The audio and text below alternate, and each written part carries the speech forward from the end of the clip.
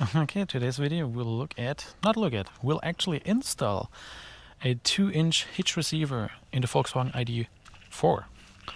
So recently we got this 2023 all-wheel drive Pro S, I believe. Yes. And it came with a 1.25 inch hitch. So this little tiny friend. And I decided, because I always had a bike rack and I don't know if I will toy ever with this car, but I want to have my bike rack installed, being able to use this hitch receiver, and I don't want to have an adapter, so I will be replacing it. And that's the interesting part. I did quick research, and for those who have an ID.4, you might be ending up on this video because you are wondering how to install it. There are two different types of, it looks like, at least for me, for my research what I did, there are two different types of hitch receivers. So when your car comes already with a 1.25 inch hitch receiver, that means it has the package, the towing package or whatever they call it at Volkswagen.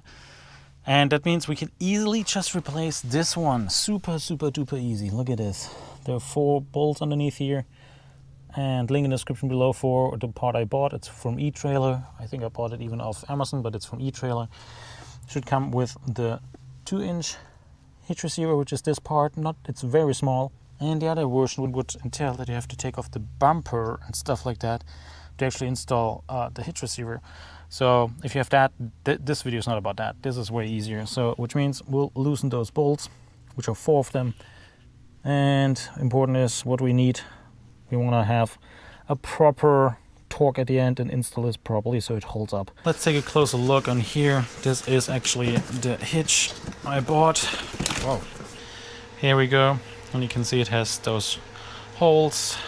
It's the CURT version, up to 3,000 pound, 300 pound tongue weight. I think I'll be very happy with this one. At least I hope so. Additionally, it comes with installation manual. Very super simple, easy. Here's the information about the hitch itself, the tools required, ratchet and a socket 5/8. It doesn't say it needs a torque wrench, but I thought I would have seen it. That told me, yep, there it is. You don't need a torque wrench, but it says torque hardware to 45 foot-pound.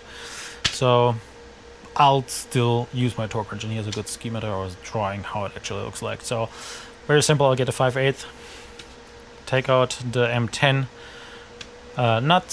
bolts, and then we'll torque it accordingly when we install it again.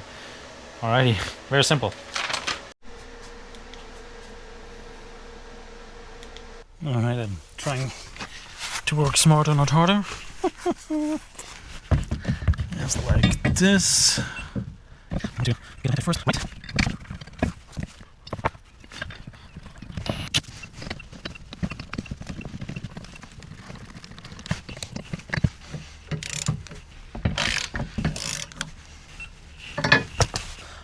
.61 Newton meter. It's also pretty much the same, except this time I'll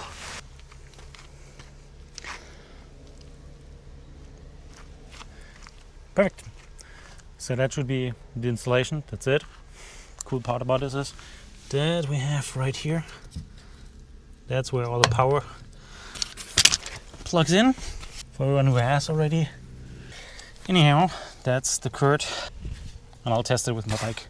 Luckily it's a road bike, so it's very lightweight. Let me know in the comment section if you have any questions about this. Straightforward, pretty easy. Cheers!